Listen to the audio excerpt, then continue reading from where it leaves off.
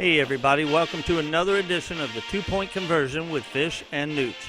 You can find us at www.gamedaytigers.com. Y'all, I'm not even going to say it anymore. You know what it is. 2020 continues. We're getting close to the end of it, but I don't know if that's the end of the shit show. I guess all that remains to be seen. LSU did not play Alabama as we previewed in our previous episode. Instead, LSU came down with COVID due to contact tracing primarily. I know that Nootch is not a big fan of contact tracing. Technically, that's a medical thing, but it's a very political topic right now, and we try really hard not to get into politics here. There's so many other things that we can be talking about right now. So far, none of them are good, but we're going to try to avoid the politics. But yeah, LSU and Alabama was postponed. To win, we don't know. I think everything's kind of up in the air. A lot of other teams wound up having to postpone their games last week in the SEC. Ohio State had to wind up postponing a game last week. And this week is kind of up in the air. And this time it's not due to LSU. It's due to our would-be opponent, Arkansas. We're going to go ahead and try to preview this game based on what we know right now. But this one may be a podcast where we wind up talking about recipes because we just don't even know if we're going to play the game at this point. But anyway, we're here. Me and Nootch are going to talk. So get your ears on and help me welcome in my buddy from down the bayou from Montague, Louisiana, Nootch.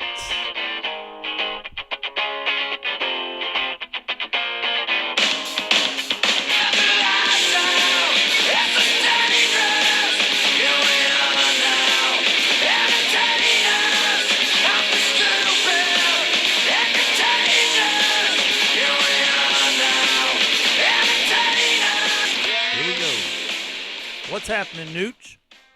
How the hell are you, Fish? Man, I'm doing all right. Considering all, I'm doing all right. Yeah, I hear you. Hey, we haven't lost since the last time we did one of these. That's what I'm talking about. I always knew you were internal optimist. Absolutely. Always looking for the silver lining. A touch of gray, maybe. Yeah, I got a lot more than a touch, but... Hey, what's that noise I hear in the background there? I'm not sure. What do you hear? It sounds like Texas. Yeah, that's what it is. I'm in Texas. And I'm not. Well, I wish we could trade places then. No, really? You want to be in Alabama? No. Come on over here to West Georgia. No, I'm good. That's East what Texas I is thought. better. That's what I thought. Man, what you doing over there? I just got to come and pull a day of work tomorrow, so come up for the night, spend a night in a lovely hotel room, and pull a full day tomorrow and drive home. Well, I mean, I've driven through Louisiana a lot, and I'm pretty familiar with the geography and the road system, and that tells me if you left Montague, Louisiana, you had to drive through Lake Charles to get where you are. That is correct. What'd you think about that? Man, it's rough. There is just piles and piles of debris everywhere. Mountains of debris in front of hotel rooms. You could tell what used to be awnings for gas stations are just mangled up and piled. And that's just on the interstate. I never once turned off I-10. So just from what you can see from I-10, blue roofs everywhere, trees down, houses that are just in shambles. It's a mess. I feel sorry for those people. Yeah, I worked there for a little while, as you all know, and I tried to describe it to people, but I don't think you're going to understand unless you drive through Lake Charles. Yeah, it's bad. It's really bad. You see that antebellum home on the north side of the can we say antebellum anymore? I mean, I can because I don't usually follow very many rules, but... Well, you know what? It's our podcast. We can say whatever the hell we want. Exactly. That antebellum home on the north side of I-10 there, probably 30 miles before you get into Lake Charles. You know what I'm talking about? It's got the white picket fence that goes about a mile. Yeah, I think yes. That fence is demolished. There's lots of things that are absolutely demolished.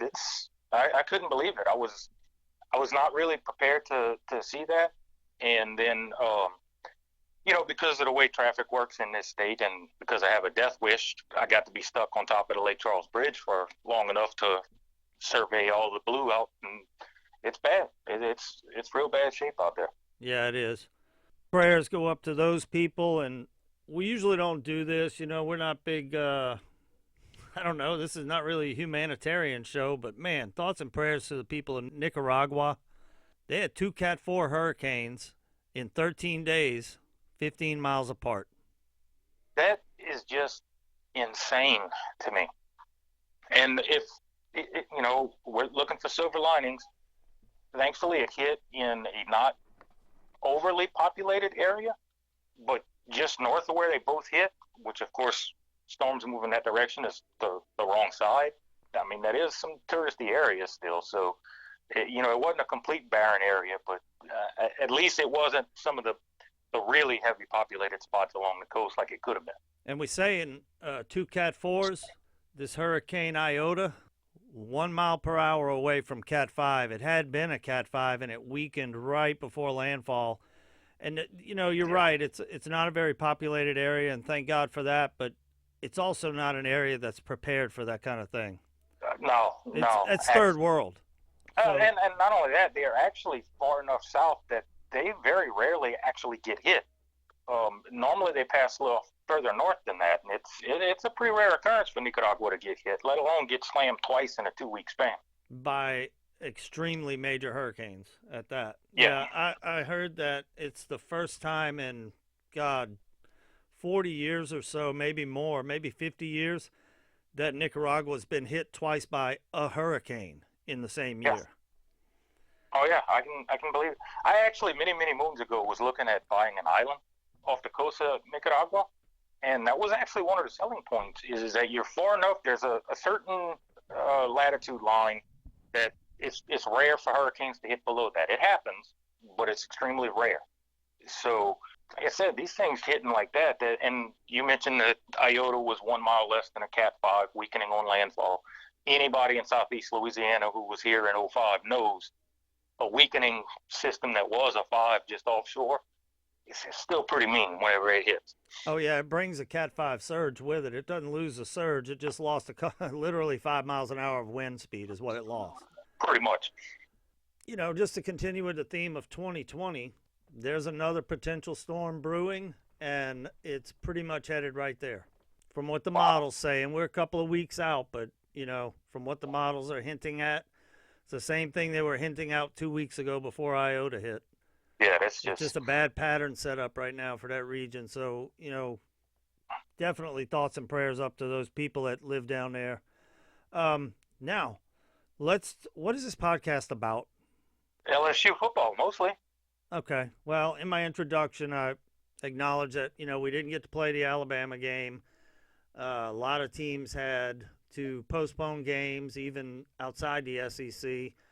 And this week's up in the air. So I told them, we're going to try and preview the Arkansas game, but we may wind up talking about food. I don't know. We could do that. Let's talk about LSU, though, to start off with. What you want to talk about? Well, something that I hope that we would never have to speak about with LSU, but you want to talk about what's in the news this week? The elephant in the room is large enough to where I don't think we can just avoid the subject if we are truly an LSU podcast. I agree. What's your thoughts on it? All right, so just in case you've been living in a cave, what Nootch is talking about is a USA Today article that came out a couple of days ago with several instances, names being thrown out of sexual abuse allegations, and, LSU's in the crosshairs. Yeah. I mean, there's no other way to put it. I mean, LSU's in the crosshairs. I don't know what LSU did to piss off Yahoo, but God, I mean, they're just on a mission to destroy LSU. It seems like they do seem to have a little hard on for us. I could say that. I mean, you and I have talked about it a little bit before the podcast, and honestly, my feeling on it is the way the news cycle works, and me actually reading into it a good bit and seeing what the actual facts are that are available. I think it's probably something that's going to pass in a week or so, but I don't think it'll go away. But I think it's not going to be the top story anymore in about a week because something else will come up somewhere else. What are you thinking? I'm not quite as optimistic as you are, mainly because of the subject matter and the society we live in today. I don't know if this one's just going to get passed over and pushed to the back burner. And, I'm going to say it like this. This is one of the very few instances where really right now the guilt or innocence of the players who are accused of what they're accused of actually is not even relevant to the accusations being thrown at LSU. LSU is being accused of mishandling them. It's more how you went about looking into this or not looking into it, which we really don't have enough info right now to know one way or another whether we did it right, wrong, otherwise. I mean, yeah, a lot of the players whose names were thrown out are no longer with LSU, have been dismissed, different reasons, which is, it is a positive and for LSU that we got rid of those guys. But if you got rid of them without notifying the right people, that's kind of frowned upon. That's a kind of no-no that sometimes you don't get away with. So I guess the question I have then is, who's responsible for that lack of reporting it to the right people? Well, I guess it's on a case-by-case basis. That if you hear something, if something is reported to you, you have to report it in, as far as these types of allegations. You have to report it to your Title IX. Every school has a Title IX compliance office that it's an actual staff, and that they take over from there doing their own investigation. It's once you know about it, you have to bring it up. You have to. That's point blank. That's the rule. So even if, let's say, an assistant coach finds out something, he goes to, let's just say Ed Ogeron's our head coach, so he goes to and, man, okay, this guy's trouble, let's kick him off the team. Great, but if you didn't go and let Title IX know so Title IX could do their things, then you committed something that's considered to be a pretty serious offense right there. So I don't know.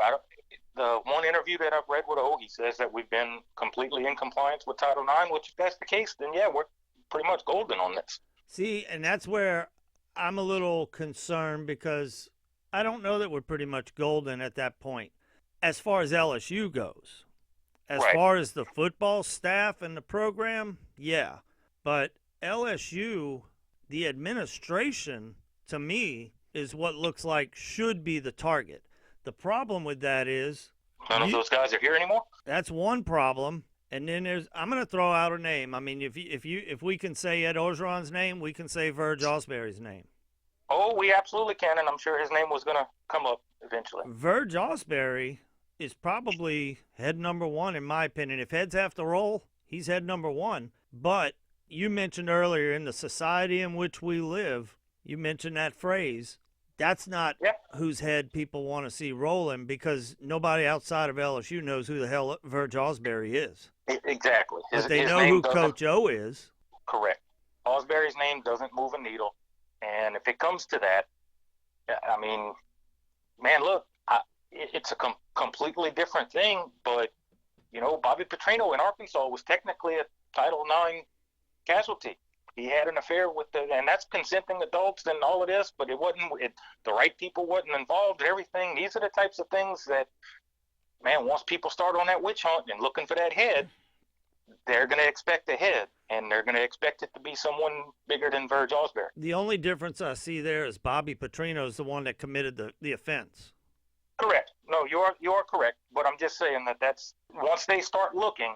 And that's the only thing that really scares me about this is these aren't the kind of allegations that you can't just go and say, oh, man, my bad, we're going to go ahead and self-report and get a little slap on the wrist. That's not what this is. That's not the kind that just disappears. The problem I have with the allegations in general and the article is, and I don't have it in front of me, but numerous people named in the allegations were investigated and found to be not guilty, like charges dropped. Correct. What the hell is a coach supposed to do? Kick those people off the team for what the system said, and by system I mean the judicial system said they didn't do anything? I mean, isn't that what charges dropped means? Yes, but again, here's what's going to be the determining factor. If Title IX was involved in determining that charges were dropped, LSU's okay. If the first Title IX hears of this is picking up that USA Today article and saying, whoa, I didn't even know that happened. Yeah, but we LSU all thinks knew. you're I in trouble. mean, when, Drake Davis is the one that bothers me the most. What a useless freaking waste of a scholarship that guy was. And we should have known that. I mean, he's Lester Earl's son. And, well, wow, I didn't even realize that. But holy crap, Lester Earl's that old now? Yeah. Wow. Holy shit. If you don't know who Lester Earl is, he's the individual that got LSU in trouble in the 90s with the basketball program and forced Dale Brown out. Yes. Now it looks like his son, Drake Davis, may be responsible for some trouble at LSU, and potentially some heads would have to roll. And I think that's the case that's going to cost Osbury his job. I'm reasonably confident that that's probably unavoidable now. Possibly Mickey Joseph too. I keep hearing that name, but I haven't heard. I haven't read that part of the article to know where his tie-in comes in. But if Osbury really and truly did delete text messages like it sounds, that right there will get you going, because I mean, that's against the rules. University. That's against the rules. I mean, you got to save all your even text. if you're not talking Title IX. You got to save all your tech on your university phone for 5 years. It did open my eyes on something. Remember Darius Geis? And everybody expected Darius Geis was a first-round draft pick. And early first-round pick. Yeah, and then during the combine process, you started seeing his draft stock falling, even though he did well at the combine physically. Yep. Then he came out and said that teams were asking him if he was gay. And he tried to flip the script, obviously, in retrospect. But it looks like now, based on what we know, I mean, he's out of the NFL because of sexual abuse charges. Yes. And now he's listed in these allegations. So this is something that's obviously been an issue. Actually, for him. Yeah, this is something that's been an issue with Darius, and now we know why he fell out of the first 2 rounds of the draft. Yep. But the problem I have with the article in general is you got, Davin Godshaw, Jacob Phillips. There were several others, Grant Delpit. All of them had charges dropped or charges not even brought. That was Delpit. It was more she complained, but not like more she wished it hadn't happened, but didn't actually bring up any official charge, complaint, anything like that. But that's actually a really good case right there. If anyone in administration at LSU, whether it's a coach, hell, even a janitor, actually, anyone knew that she said something that here's any of this, that had to go to Title IX. And if it didn't, there's the problem. And I think that's what a lot of LSU fans, what I'm reading online, don't seem to be grasping about these allegations. They're just thinking along the lines of, well, she never complained, she didn't file a complaint, never pressed charges, which, as far as Grant Delpit's concerned legally, you're right, that is a big deal. As far as LSU's compliance department is concerned, no, you still have to follow the proper channel. If you don't know what we're talking about specifically with Grant Delpit, you might want to hold your kids' ears. But basically what he was accused of by this girl was filming her during sex. Yes. Without her consent or knowledge. And then showing people. And, and that's where, I'm a little disappointed in Grant because I don't show people when I do that. Exactly. Plus, I get consent. Exactly. Kind of joking there. Trying to lighten the mood a little bit. But that's what's going on at LSU right now. That's the hot topic of the week anyway. Yeah. My understanding of that situation, and this is purely from just reading the articles, she probably would have let him had he asked. And that's more what she was upset about. But like I said, the Title IX has so little gray area, and it's such a sensitive topic that just that little bit, anyone who was employed by LSU at the time knows that happens. That has to be reported, and it has to be investigated, and it has to be questioned. If they smoked a joint, our compliance department would have crushed them. Oh, absolutely. But evidently, they overlooked a lot of stuff here. I don't know. I mean, I guess it's all going to come out in the wash. Yeah. I think one thing that benefits us is majority of the adults that were present at the time no longer are. They're all employed elsewhere for the most part. but there's a few big names that are still here that I wouldn't be able to sleep very well if I was them just yet. Yeah, Ed Orgeron. Yeah, he's one. Really and truly, Scott Woodward and I forget who's the interim president. I think they're the only two guys right now who can sleep easy because they weren't here when this happened. The rest, you got to at least be a little bit nervous right now, especially in today's society. They're going to look for a hit. And like we said earlier, I don't think Verge's head's big enough. You know who, if I'm either one of these guys, I'm pretty freaking nervous right now. You know who they are? Joe Oliva and F. King Alexander. One more. Who am I missing? Les Miles. Yes and no. Yes, because the Darius Guy stuff started under his watch, but the USA Today article words it specifically since Ed Orgeron was named interim head coach. Now, that doesn't mean they're not going to dig and go further back, so Les is not obviously out of the woods by any stretch. But that wording tells me that they're not looking that far back at the moment, at least. But yeah, Joe Oliva, I mean, what's he going to do? He's, as far as I know, he's an unemployed bum right now anyway, and he'll remain that way. Yes. But F. King Alexander is the president at Oregon State. Did you notice that he made a statement today? Mm-hmm. He didn't make a statement. Someone who represents him publicly made a statement for him that he no longer speaks about his former employer. He may have no choice in the long run. You're right, but I find that really, really interesting because he had no problems talking shit about the SEC wanting to play football whenever they were still under quarantine up there and not playing at all. Yeah. Let's move on to a happier subject. Okay. Baseball season? I caught a big fish Sunday. Nice. All right, now let's get back to football. Okay. All right, so no Alabama game, so I will hold true, just like Nootch is going to hold true to his already declared prediction that LSU is going to beat Florida. I will hold true to my word, and I will eventually make a prediction regarding the LSU-Alabama game, and I will do that in the podcast immediately previewing that game. I'm going to hold you to it. That's fine. Let's talk about the Arkansas game, and I saw something that was just tremendously depressing. It's unbelievable. Last year, heading into the Arkansas game, LSU was a 42-point favorite, 6-touchdown favorite over Arkansas. You know what the spread is this week? I saw it anywhere from Arkansas by 1.5 to as big as Arkansas by 3. Up to a 45-point swing in favor of Arkansas heading into this game. What the hell is going on? Well, for starters, we suck. And for two, man, this ain't the same Arkansas team from last year. I mean, I don't know what Sam Pittman's doing to these boys.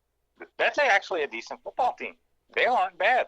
I mean, they're not world beaters by any stretch just yet, but, I mean, they're okay. Yeah, they play sound football. They don't have the talent that most of the SEC has, but, boy, they play sound football. They do. I mean, they're 3-4. They beat both Mississippi schools. They beat Tennessee. Yeah, and they got pretty much skunked by Florida and by Georgia. They put up 38 against Florida, I believe. Am I right? Yeah, but they gave up like 163. So well, it was 63, but yeah. Close enough. But they played really, really close games in their losses to Auburn and A&M. So, well, I mean, you know what? We lost to one of the teams they beat, and we got absolutely smoked by one of the teams that they hang close with. So I don't blame Vegas for having them as the favorite, to be honest with you. We're looking at the products on the field so far this year, and holy shit, does that hurt to say that out loud. Yeah, Arkansas Razorbacks we're talking about, people. Yeah, in football. It is what it is. I'm going to go ahead and jump out on a limb, and I'm going to make a prediction on this game. Go ahead. Right after we discuss the possibility of whether or not it's even going to be played. What's the news on that today? I know you got your stuff in front of you. I hope you did a little research on this, but what's the news on that today? I know that Arkansas is now struggling with some COVID/contact tracing issues. Okay, I was in my truck most of the day, so I really just kind of started getting caught up on this, and it's not from any reputable name brand, at least sources that I'm seeing, but there are a few little small mom and pop type people tweeting that the game is actually already off and it's like insider knowledge and just hasn't been made public yet, which If that's the case, I'm actually going to be somewhat disappointed because over the weekend there was a lot of chatter out of the SEC offices that they were going to make the remainder of the schedule very fluid, and there was a lot of talk about LSU playing Ole Miss this weekend instead of Arkansas due to Arkansas having COVID issues. Well, that decision wasn't made for whatever reason, and now the game may not be played because it's too late to just switch opponents. You can't just flip-flop opponents. Is it? Well, I mean, it's Wednesday night, so unless everyone else involved was already notified, everybody except the media, can you just switch opponents in 2 days' notice? I mean, didn't somebody have a ball game the other day, like on Monday, because of this? I mean, if they're going to be very fluid, we got to play these games. Either we got to play these games or call the season. Yeah, because, I mean, this will be number 3 for us. And, man, we only have one spot open to make it up, and that's the Florida game is already scheduled for that. So I don't know how else you do this. There is talk of, like, they're going to completely kind of flip-flop schedules around, and we're going to end up playing the same day as the SEC championship game against somebody. So, well, yeah, we're not going to be in Atlanta, so we might as well play a game somewhere else. There's talk of maybe us playing Alabama the week that currently the Ole Miss game is scheduled, and then we'll play Ole Miss the weekend of the SEC championship game, which then at least Ole Miss fans can say they've played that weekend at least once in their lives. Which, yeah, that's the only other way that's going to happen. If this game doesn't happen, I will be somewhat disappointed considering there was a lot of chatter in the media and everything that the LSU Ole Miss game may happen this weekend due to Arkansas's COVID issues. And if they decided not to pull that trigger and now you have to cancel a game because of the issues that you already knew were there, to me that's just poor planning on the SEC's part. I'll tell you one of the issues I have with it. Last week, after LSU, I mean, do you call LSU responsible? I mean, you and I have kind of gone back and forth on this, and I think you kind of do feel like maybe LSU is responsible, maybe potentially actually trying to duck Alabama. I'm going to just say this. I don't want to sound like I'm accusing people, although actually I kind of am accusing LSU of this. I haven't heard a single other school come out and say that their game was postponed, canceled, whatever, and specifically say it's not because of positive tests. We don't have positive tests. It's from contact tracing. I mean, I've never heard another one say that. I'm not saying it's not the reason some of these other games, but no one ever made it a point to come out and say, no, our guys aren't sick. We don't have it. It's contact tracing, which literally is impossible to prove. And I don't know where you heard that, but what I heard was we aren't having an outbreak. I heard we did have a couple of guys that had COVID. They're not going to name them due to HIPAA or whatever. Right. But I was under the impression that we had at least 1 or 2 guys that had COVID and the rest was contact tracing. Today, if I read right what the Arkansas thing was, it's a couple of players and contact tracing. It may well be, and I don't know. But, I'm watching these other games, including games we played in, where there's 5, 6. Missouri had 7 starters out. 7 starters on that team. How many did Missouri have on scholarship? Do not know. I mean, assuming they're probably close to the full 85, but I don't follow Missouri enough to know. Okay, well, LSU was around 70. LSU was around 70. Okay. And that's due to the fact that we lost a lot of guys due to opt-outs at the time, some suspensions. Dare Rosenthal wasn't with the team. He didn't count in that number. Miles Brennan was unable to play. Miles Brennan is out for the year, by the way, y'all. That's correct. Not official, but you heard it here 10th or whatever. And Dare Rosenthal's back with the team. And Dare Rosenthal is now back as of what, today? Yes. Yeah.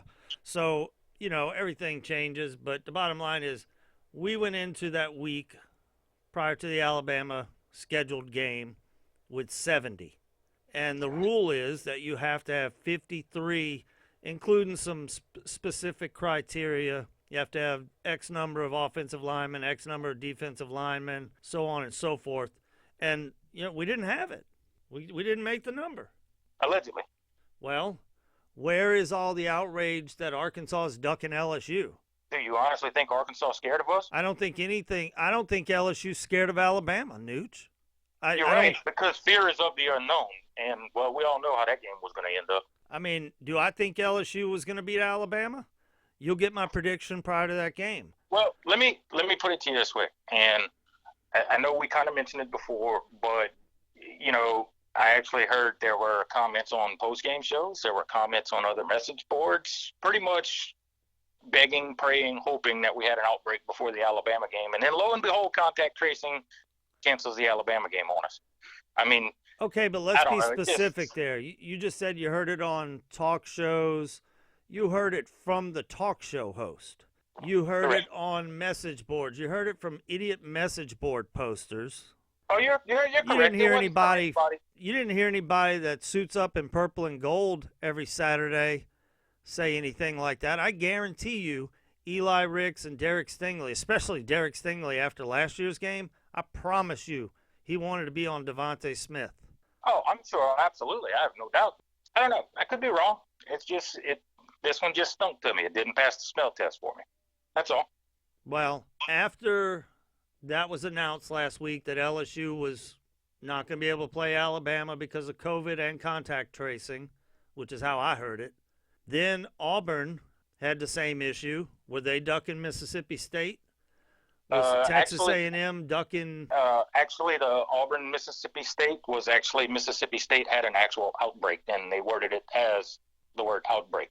Okay. How many is an outbreak? I do not know, but it was worded as an outbreak within the Mississippi State program. That's why that game got canned. I mean, they can word it however they want, but both of us agree on this. I don't like the contact tracing thing. I know you hate it, but it's a thing. It is. It's not so much that I hate it. I hate that I don't like that it's too easily manipulated. I mean, you can easily say, yeah, these guys were contact traced, and you don't know, weren't they? And it may buy you a week. Let's say you're kind of banged up that week. You just bought yourself spare time to get healed up. When you know what I'm saying? It's just there's no like traceability. There's no transparency. It's just, and it's the one thing that you're not going to really get questioned on. No one in the media is going to question you on it. Not a single person anywhere will question you for it. And that's what I don't like about it. They have to do it, though. You're right. I mean, I don't think Ed Orgeron invented contact tracing. No, and I get it when it's done legitly. What I'm saying is it's so vague, so lack of transparency, that it's very, very easily manipulated and not used the way it's supposed to be used. If we knew for a fact everybody was 100% on board doing it correctly, I would have no issue. But let's face it, this is college football. If you ain't cheating, you ain't trying. Everybody ain't doing this shit legit. I just don't see that being something that LSU would do. I don't see it being something that Orgeron would do, and I damn sure don't see any of the players that would do something like that. I don't think they're scared of Alabama. They might be stupid to not be scared of Alabama, but I don't think they're scared of Alabama. I don't know.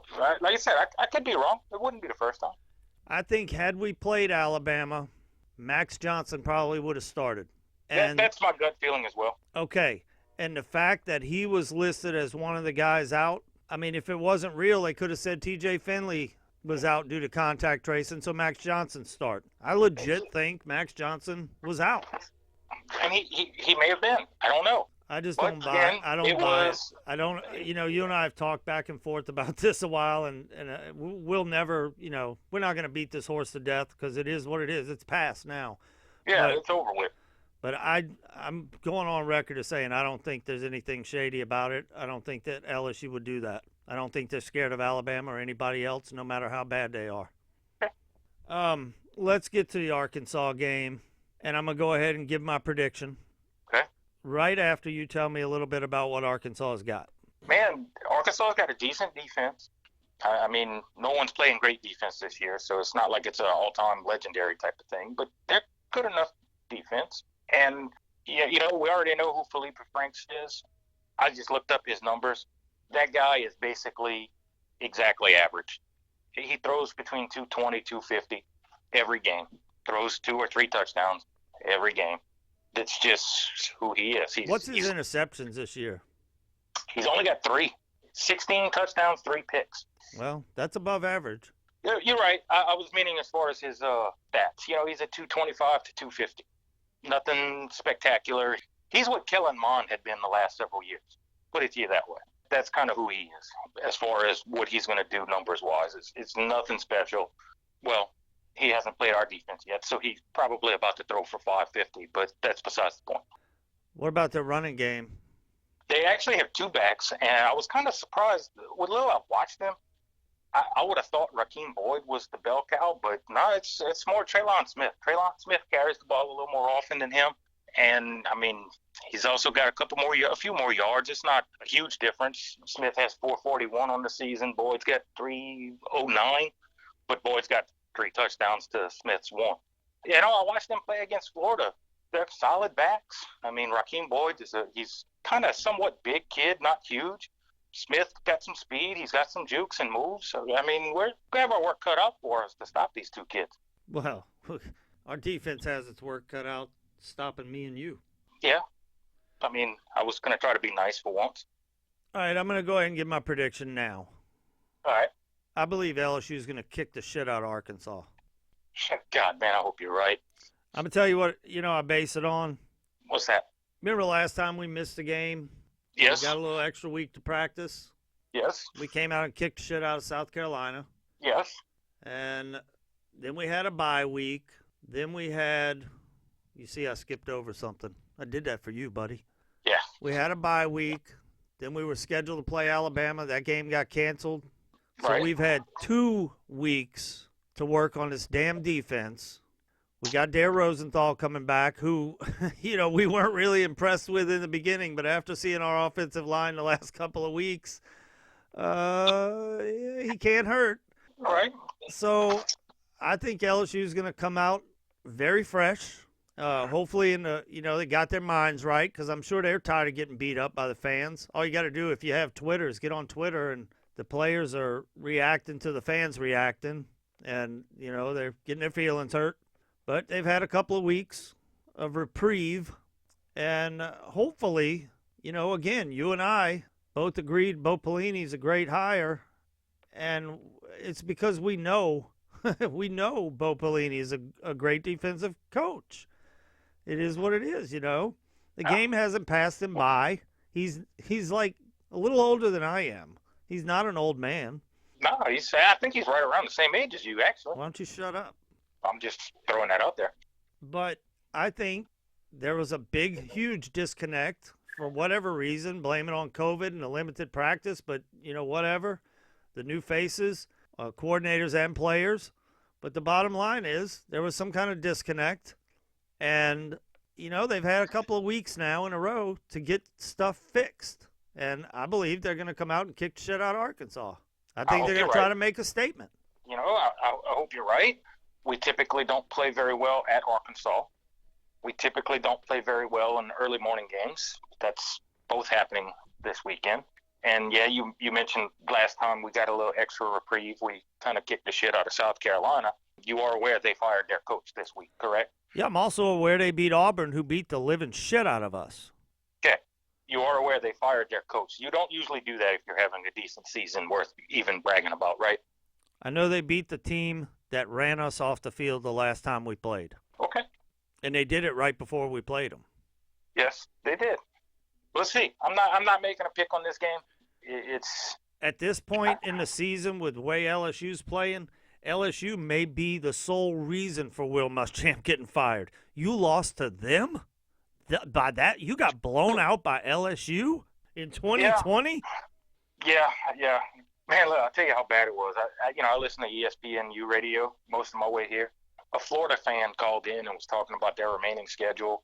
So Florida's remaining schedule right now is Vandy, Kentucky, Tennessee, and LSU.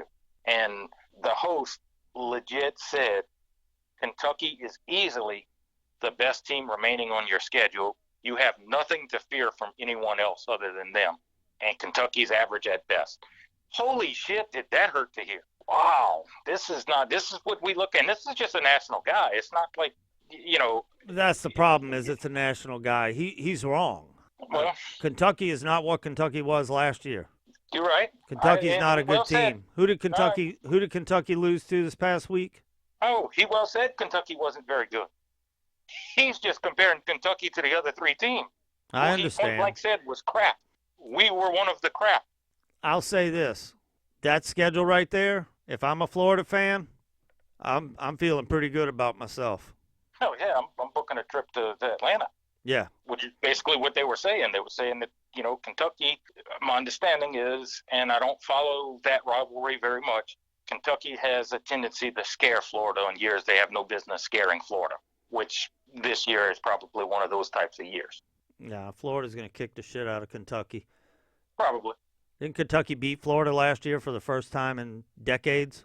It was either last year or year before. Yeah, Yeah. it was very recent. If I'm Kentucky, I'm worried about Florida. You're not worried about Florida though. You already called that. Oh yeah, we're beating Florida this year, dude. Yeah. I'll withhold my prediction for that game. Oh yeah, we're beating Florida. All right, so Nootch is in Texas. I'm in Alabama. 2020, man. Shit Yeah. show.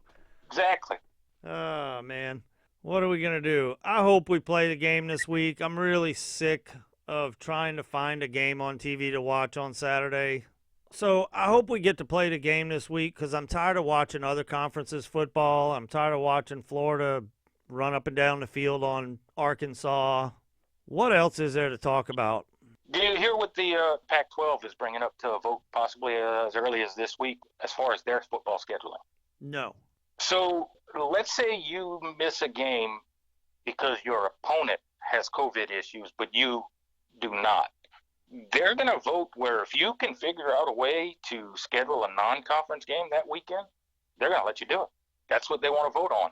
There's serious talk about it. They think it's a really good shot of it passing, which is very interesting considering the Pac-12 was the last of the conferences to even agree to playing football and had the shortest schedule. And, I think they see that playing a 6-game or 7-game schedule probably isn't going to be big enough. And if teams start missing out on games, man, I would think that their chances at getting anywhere even remotely close to one of the good bowls just disappears completely.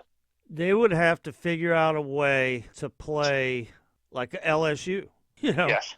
Let's say Oregon, for whatever reason, if they lose a game due to the other team having COVID issues and they get LSU, or, I say LSU by name only because that's not a fair matchup right now. But, No. Maybe a BYU. BYU is the name that's being mentioned by far the most right now. Well, I mean, proximity is there, and they're a highly ranked team right now. They would draw some strength of schedule. Yes.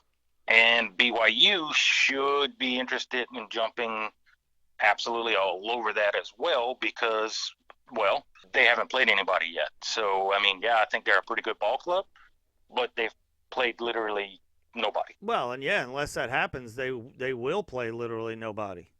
Right. So, I said there's talk of it, and of course it would have to be same weekend as well. So if you can pull that off, if kind of like there was talk of LSU rescheduling and playing Ole Miss this weekend, it would be one of those kind of things. You find out on Monday that your opponent has COVID, can't play, you pick up the phone, call another AD somewhere, probably somewhere in the region at least.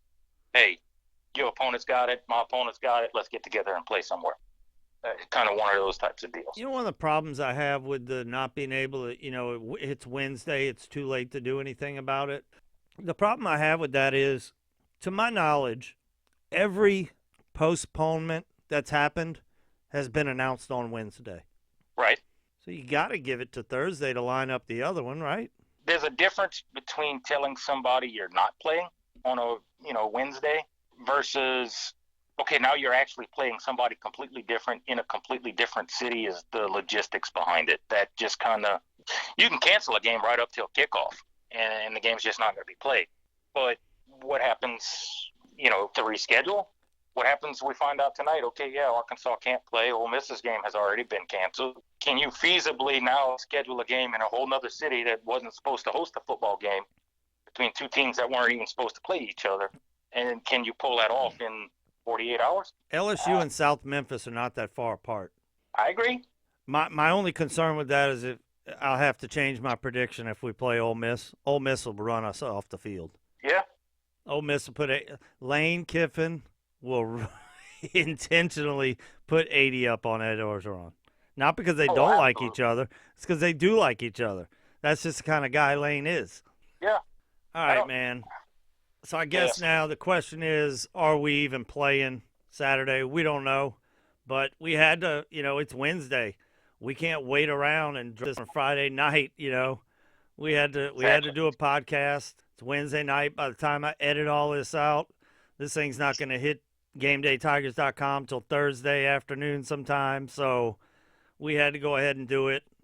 I wanted to kind of hold off, but I realized it's Wednesday night. We got to do this. Yeah. Got to. It is what it is. This is the second worst podcast we've ever done. Yeah. Last week was the worst. Yeah. Yeah. That was. Let's try to keep that one the worst and not top it by any reason. That may depend on what happens Saturday or what doesn't happen Saturday. True. All right, everybody. If you're looking for info on the game, whether or not it's going to be played, you can join us at www.gamedaytigers.com. LSU Dad is keeping everybody abreast over there of what's going on. He always does. He's in the know. Yeah. He's our source, man. Yes, he's in the loop. All right, Nootch, you have a good rest of your week. Enjoy Texas, my home state. I'm gonna try like hell. I just looking forward. I got a barbecue joint I go to every time I come here. That's what I'm hitting up for lunch tomorrow. And then hopefully before 5 o'clock, I'll be heading back east and heading into real estate. Damn. Yeah, enjoy the roads. Yeah. All right, man. You have a good one, everybody. Until next time, go Tigers. Go Tigers.